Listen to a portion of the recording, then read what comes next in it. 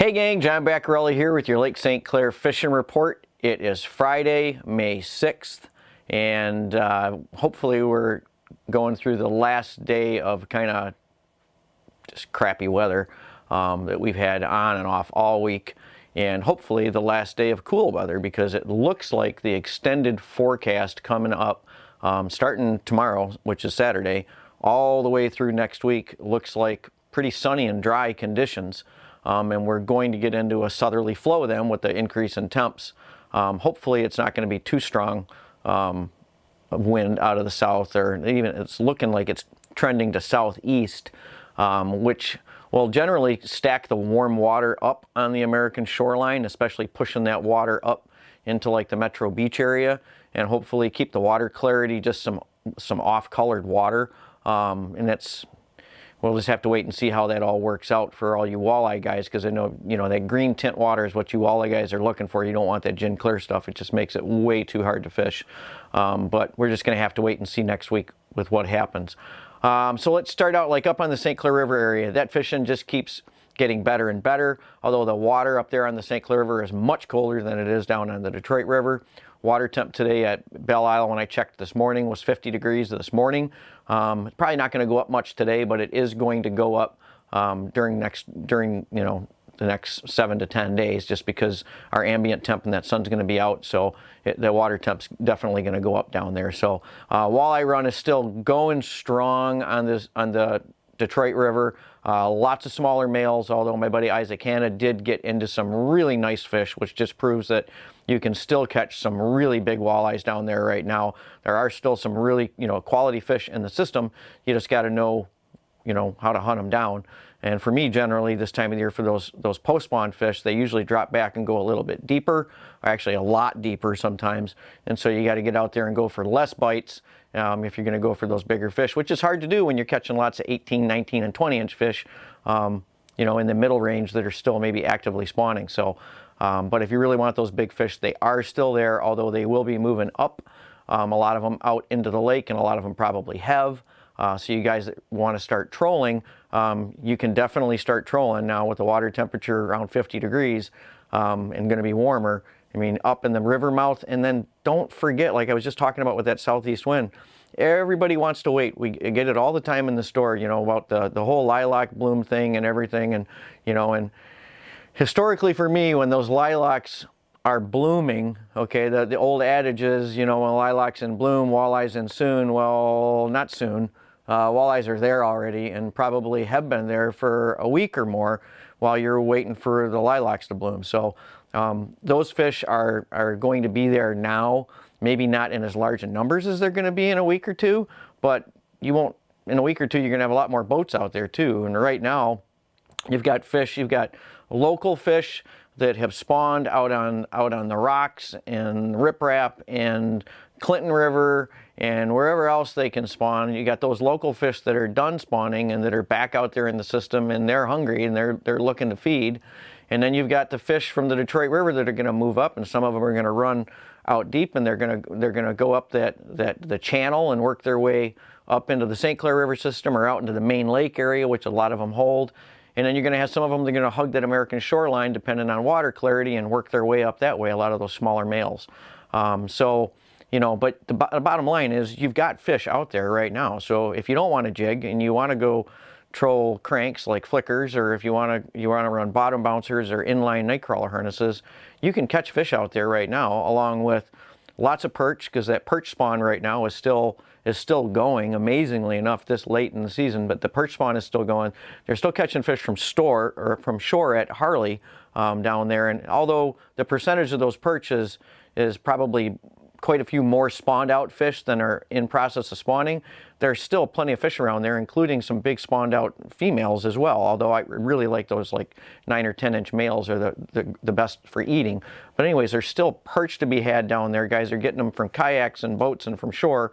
And now they're starting to pick walleyes up at night. Ding, ding, what did I just say? There's walleyes out there. Well, a lot of those fish are coming out of the Clinton River, and they're going to stack up and they're going to stage out there in that river mouth area. And some of them will stay there all year just because of the water clarity being so low with that colored water coming out of the Clinton River. So for you guys that want to cast for them at night with bombers and stuff like that, might be a time to get out there before those crowds start up too.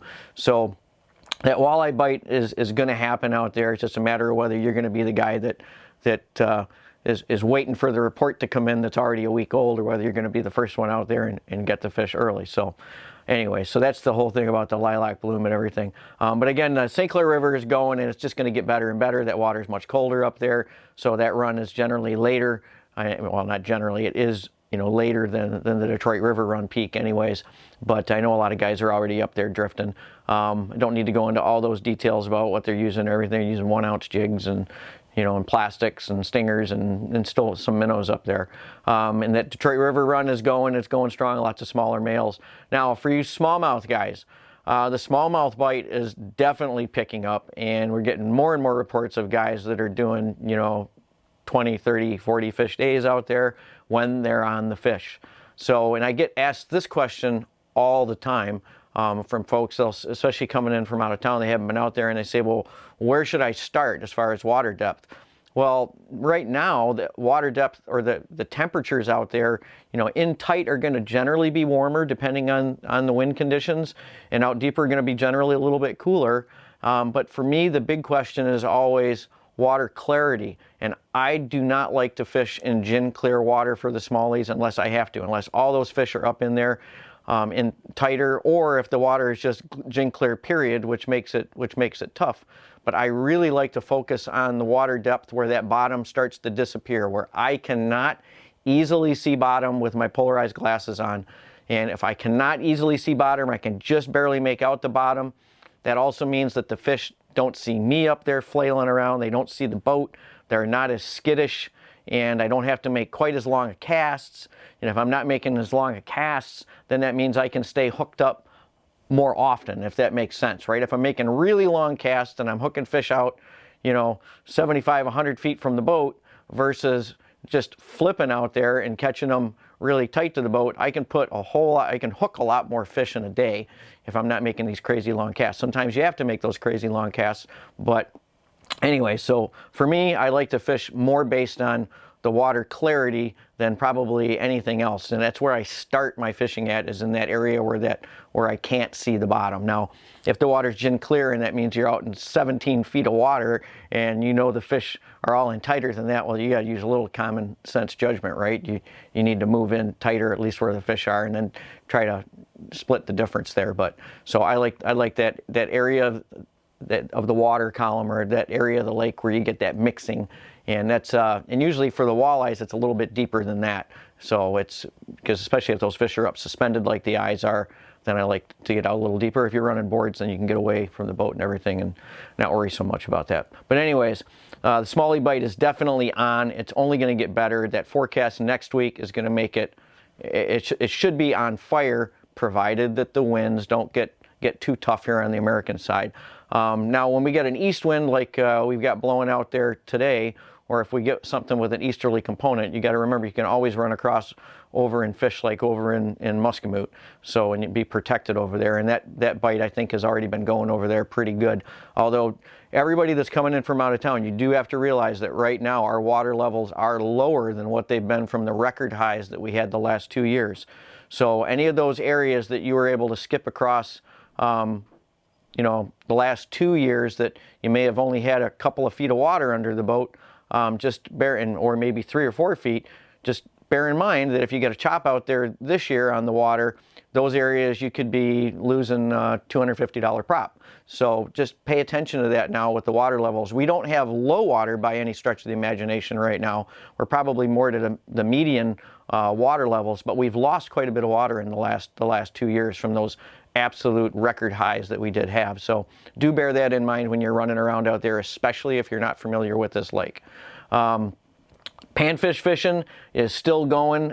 It's actually picking up in like the backwaters and bays and things. Crappies should be starting to spawn. They're definitely going to be spawning next week with those water temps perking up, and with the sunshine and everything that we're going to have next week, maybe in the 80s. So that's going to really warm up those backwaters. And warming up those backwaters also means that those carp are probably going to come in and start tearing things up. So if you're a bow fisherman, now's the time to get out there and start harvesting the all those carp and other non-native species that tear things up. And I was reminded by somebody on one of my last videos. It's like, yes, I do realize that those are invasive species, but we're never going to get rid of them. All we can do is take some of them out of the system. So let's see what else. Catfish fishing, like I was talking about last week, talking about that rain that we had coming up. But we had the rain, and with that rain, the catfish came in again. Now, I know the day right after that rain, that current was really strong, especially there at the spillway, and I know guys were having a hard time and the bite was off.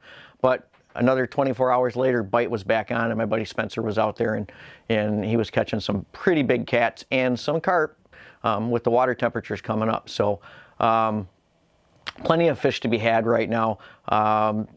For all you folks that fish the shoreline, rock bass should be coming in. I know it's one of those fish that a lot of people don't like to talk about, right? It's considered almost like a trash fish, but for the kids, it is so much fun, and it's so easy because they don't have to cast, and those rockies will be right on the shoreline a lot of times, and they can't resist like a hair jig or a hair jig tip with a minnow or just a minnow down there. But might be still a little bit early for that yet, but it's going to happen pretty quick. That's normally around like the second week of May. So maybe it'll happen even much later this year, but that's one thing to bear in mind for those kiddos coming up. That'll be really easy access for them to catch, and those fish fight pretty hard for their size. So it's a lot of fun to get these kids on those fish like that. It's all I've got for you this week. Just watch the winds. That's going to be the big thing next week. And it should be a southerly flow. Well, hopefully it'll be more along shore than out of the east. And it'll make it easier for you guys out there chasing the smallies. And we'll see you in the shop, hopefully with smiles on your faces with better weather ahead of us. Hey, if you like this video content and you want to get updated as soon as the next video is out there, hit that subscribe button and the little bell icon, and you'll get notified as soon as the next video is up.